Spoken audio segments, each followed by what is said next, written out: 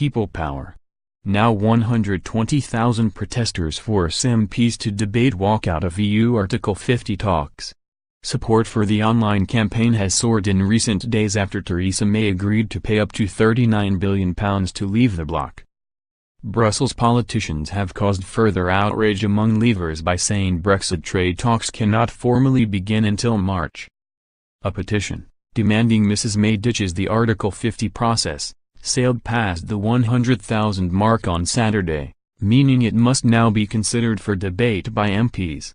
By Monday morning it stood at just under 118,000 signatures, with the number shooting up every few seconds. It was set up by Leave voter Jack Taylor, who wrote, "The government should walk away from the Article 50 negotiations and leave the EU immediately with no deal. The EU looks set to offer us a punishment deal out of spite. Why wait another 18 months when we could leave right away and fully take back control of our country, lawmaking powers and borders?" And UKIP, which has strongly supported the campaign, said the sheer level of support showed it was now time for politicians to listen to the people. Gerard Batten MEP, the UKIP Brexit spokesman, said Parliament will have to debate ditching Article 50 and leaving on our terms, not the EU's. This is what should have happened the week after the referendum. The genuine Leave MPs must now make a powerful case for immediate withdrawal.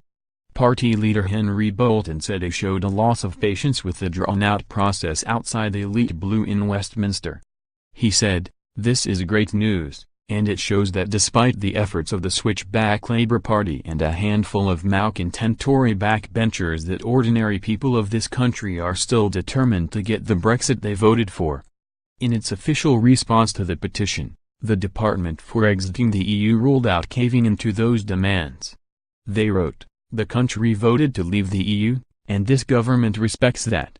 A smooth and orderly exit is in the interest of both the UK and the EU." The development comes as Theresa May appeared to have secured a rare moment of Tory unity by successfully moving talks on to trade. She will tell MPs today that the country will seek to sign trade deals with countries around the world despite potentially being bound by EU rules for around 2 years after Brexit.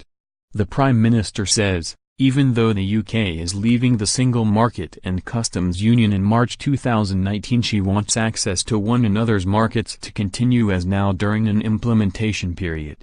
The EU's guidelines say that during any transition period the UK would have to comply with the bloc's trade policy, preventing it from striking its own deals with other countries.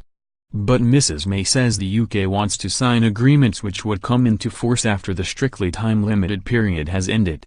Mrs. May and her senior ministers have also begun the process of thrashing out the government's plans for a post-Brexit UK-EU trade deal as Brussels indicated she may not get the special partnership she wants. A meeting of the Brexit War Cabinet was taking place on Monday, with a full cabinet on Tuesday, as ministers formally consider the relationship the government wants with the EU. The petition can be signed online here.